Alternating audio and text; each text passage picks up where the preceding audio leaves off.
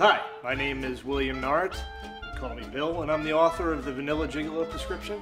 It's a novel I just wrote and published, and it's about an improv group on the fringe of Hollywood, and the main character, Sean Harrigan, is really kind of suffering through life on the outskirts of Hollywood.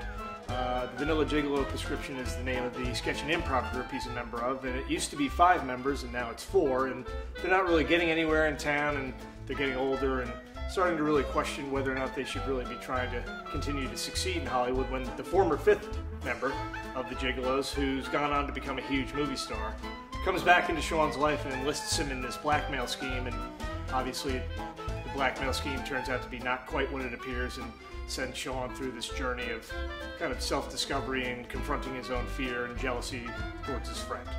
You've done a reading with the old guys from the comedy group. What was the response from the guys in the group about the characters they were based on? They all threatened to sue briefly, and some of them are still considering it. But we had a reading where they all got to participate, and that was a lot of fun. I went to my local 7-Eleven today, Said Carl. Yes, and they would not give you change so you could do laundry. Said Baxter. Sean inched the front door shut, rested his knapsack on the floor, and leaned against the wall of Carl's living room to watch. Yes, and I organized a boycott of all 7-Elevens in the world until they relaxed their unjust change policy.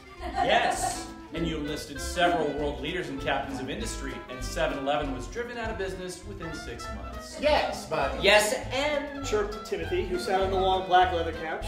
Yes and was the name of the exercise. Each person began their line with yes and, so they were forced to add information to build the scene.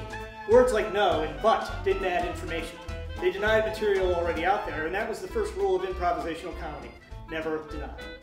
I've gone to readings before, and I enjoy readings, and I obviously enjoy literature, but most readings are kind of a little dull, a little dry, because it's usually just the author stating their reading.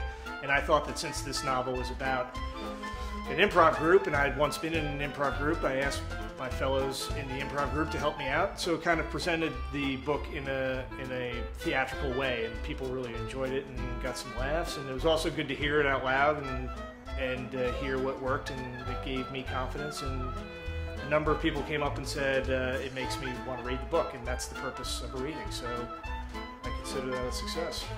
If somebody that I was in my former sketch and improv troupe with went on to become a huge star, I think I'd be very excited and very happy for him, depending on who it was.